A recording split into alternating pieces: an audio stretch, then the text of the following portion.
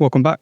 Today I'm going to be bringing you my defensive tackle ranking for the 2026 draft. If you do enjoy the content, please consider liking and subscribing. It would be greatly appreciated. Now let's jump into it.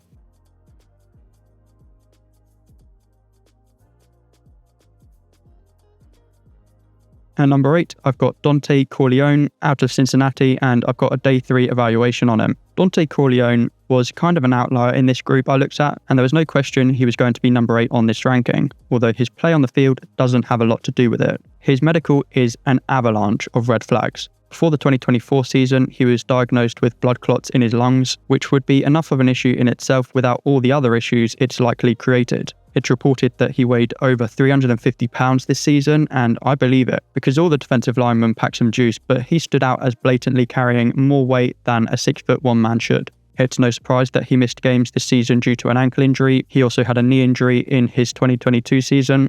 On the field, he's really a freak of nature. Even this season, he wasn't the least mobile defender on this ranking, and he was by far the most filled out.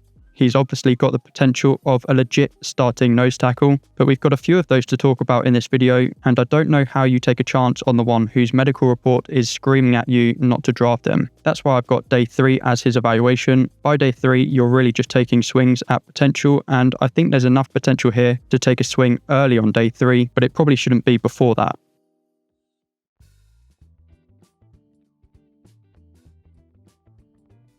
At number 7, I've got Christian Miller out of Georgia, and my evaluation is a 3rd round pick. Christian Miller is a do-it-all type of defensive tackle. He doesn't have one trait that jumps off the screen and blows you away, but he could fit any scheme and prove to be a reliable starter. Despite not having the build of a defensive tackle that dominates against the run, I found his anchor to be very solid as he held up against SEC competition. He appears to have sufficient length, and with him not carrying a ton of weight, he blends his run defense with an ability to launch off the line with some burst. He's got some bend when required, and like most of these interior guys, he doesn't have an array of pass rushing moves, but he tends to at least have a clear plan on how he's going to attack. The main concern will be injury. He came into the year having just had shoulder surgery and missed a couple of games down the stretch due to an undisclosed lower body injury. So his medical will be an important box for teams to examine closely before ticking, but assuming he's healthy, you've got a player capable of helping a defense on all 3 downs.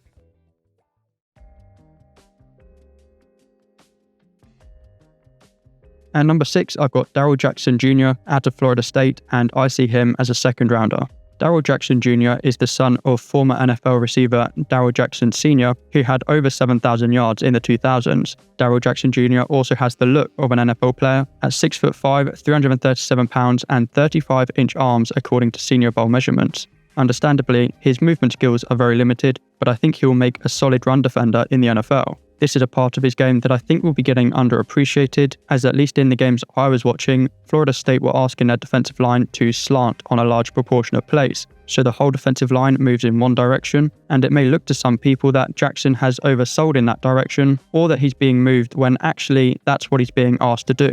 Make no mistake about it, between his exceptional length, his huge body, and his overall physical power, Jackson should be able to hold his own against NFL offensive linemen. I do worry a touch about him being so tall, and with him carrying so much weight, I think he does struggle a touch to control his movement, and it is harder for him to get low and underneath his opposing linemen, especially considering he fits the profile of a run-stuffing nose tackle. I am, however, being a little bit nitpicky. I actually feel pretty high on Darrell Jackson Jr., but as you're about to find out, there's a lot of players on this ranking who do similar things very effectively also.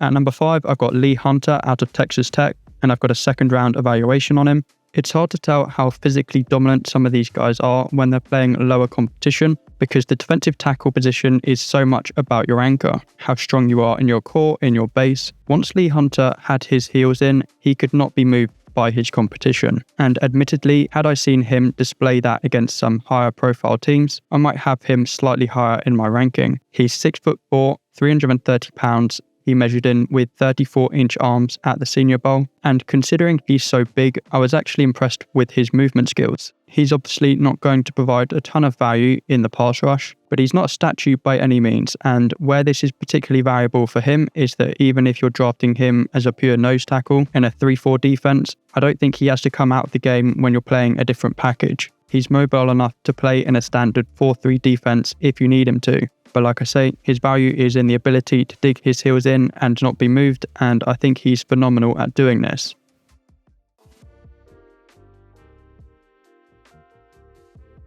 At number 4, I've got Caden McDonald out of Ohio State, and I've got a second round evaluation on him, which I guess is slightly low as I think he's being projected at the end of the first round. But to be clear, it's more so that I'm high on this defensive tackle class in general, so I don't think he stands out from the group as much. Caden McDonald is a classic example of the nose tackle. As you can tell by the pros and cons list, he has plenty of limitations. He appears to have very short arms, and his pass rushing ability is almost comical at times. He simply does not have the athleticism to provide any value in this area. However, none of this is particularly important for his NFL projection because that's not where he'll be asked to have an impact. He is so limited as a pass rusher that I would limit him to teams that play a 3-4 defense, and McDonald will obviously play the nose tackle role where his only job will be to not be moved when defending the run. This is about as unsexy as it gets in terms of drafting a player for your fans to get excited about, but if you need an immovable force to play nose tackle for your defense, McDonald is fantastic at playing this role. The only times I see him get caught out is when he hasn't quite set himself. He kind of gets caught off guard, and with the amount of weight he's carrying, he's not always the most balanced, but generally speaking, he's a rock. How valuable that is will simply depend on how many teams are looking for this type of player.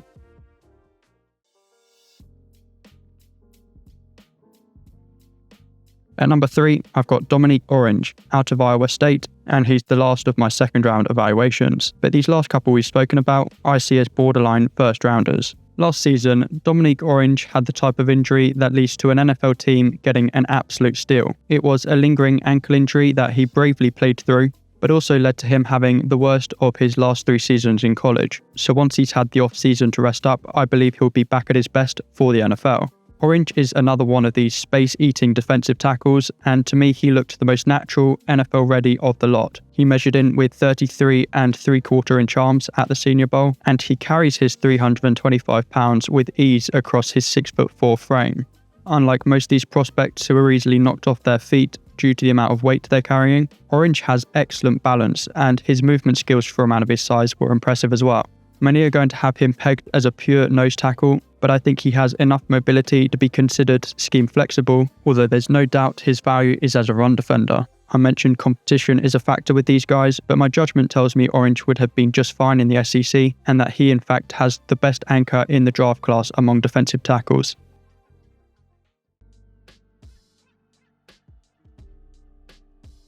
At number 2, I've got Caleb Banks out of Florida, and I've got a first round evaluation on it. Caleb Banks missed the majority of his final collegiate season due to a broken foot. Had that not been the case, I have to assume he would be getting a bit more coverage. Banks is 6'6", 330 pounds with 35-inch arms according to his Senior Bowl measurement, and he combines this with some really impressive movement skills for his size. Despite his 330 pounds, he doesn't always dominate as I would expect him to. He does get moved from time to time versus the run, and although I'm not suggesting he's a liability in this area, he really thrives as a disruptor.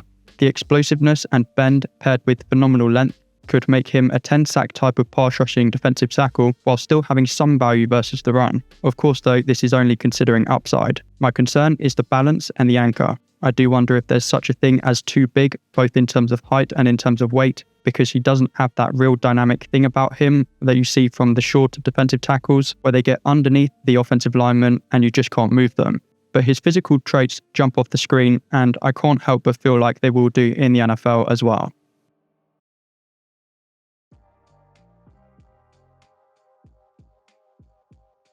At number 1, I've got Peter Woods out of Clemson. I try not to go too ambitious with my evaluations before I've looked at the whole class, but I think he's probably a top 10 pick for me.